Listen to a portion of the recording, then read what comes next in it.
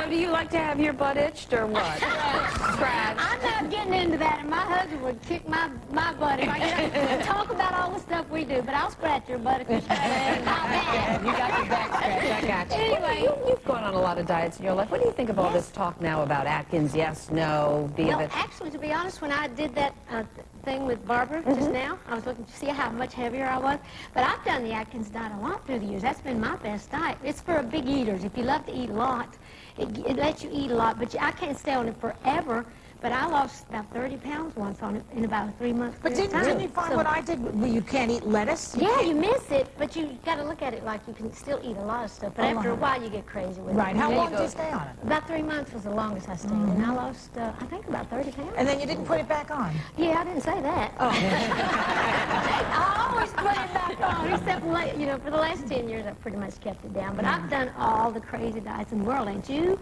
I mean, all that old liquid protein, the Octafast, that old horse pea injection. You get that? Horse pea injection. Oh, remember years ago when they had some sort of injection or something. Anyway, I've done I thought you were supposed to swallow that. I don't know. I don't know.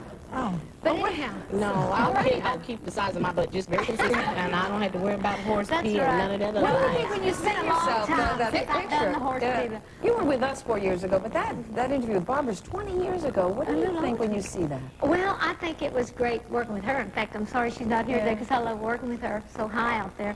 But she was great to me, and that, you look back and you had your dreams, and you just kind of worked toward them, and that just goes to show you those dreams can come true, and they have, and I've been very fortunate. I have a lot of good fans like you saw when we were coming. Some of them even holding their hands. You see that?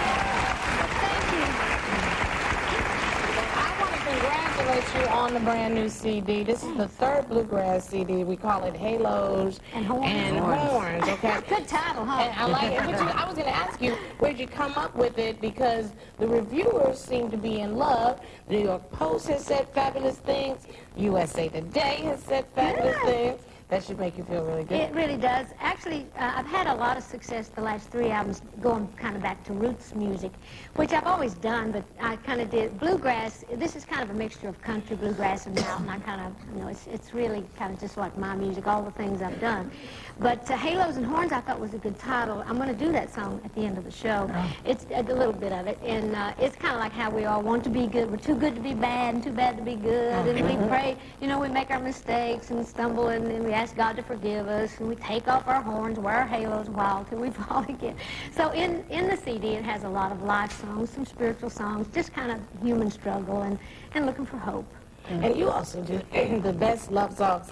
I don't know if people remember this, but one of my favorite love songs you actually did first, I'll Always Love You. Yeah. That's your song. Now, I wrote that song. Yes, but it's her song. Thanks to Whitney. And you wrote that song. I wrote it in the early 70s, and I had a #1 country hit on it, and then I had a #1 country hit again in 1980 when I did the Best Little Whorehouse in Texas with Burt. We used it in the movie, or Best Little Chicken House, is that better? And then Whitney did it in the 90s, and she had such a big record. She did such a beautiful job. That's all a good song. Yeah, that's true. And so I bought a lot of cheap clothes and wigs with the money I had from her. You have said that you look like a woman. We all know that. But you think like a man. Do you think that has caused you to be underestimated intelligence-wise over the years? You think you said before, I'm not a joke. What do you think about that? Well, I think kind of my look, I've kind of had to overcome, my image the way I look, because this is kind of a country girl's idea of what glamour is for me. I mean, I'm very serious about my look, but I'm serious about my work as well. And I might have been taken for granted a few times, but usually a guy might take me for granted just long enough for me to take the gold and go. It's like, and I got my deals made and think, oh, I guess she was serious.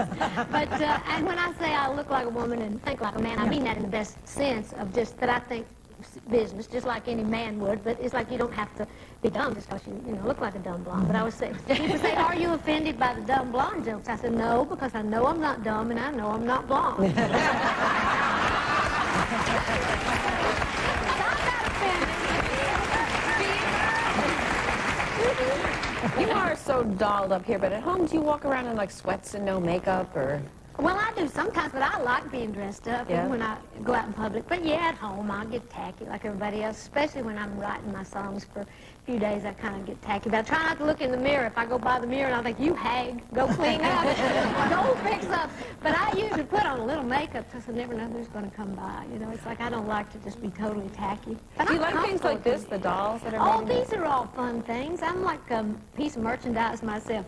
These were, years ago, we sold these at Dollywood. You know, I have a theme park up in East Tennessee. And these were on sale there for years. These are very hard to get. These were the original little dolls. But I thought they were sweet. And a lot of people have them, and I heard you say you wanted me to sign it. I do. But you make money on those things, and people that want souvenirs, it's a nice thing for them, too. Absolutely. Yeah, I'm not above making money. It costs a lot to look this cheap. And I'm all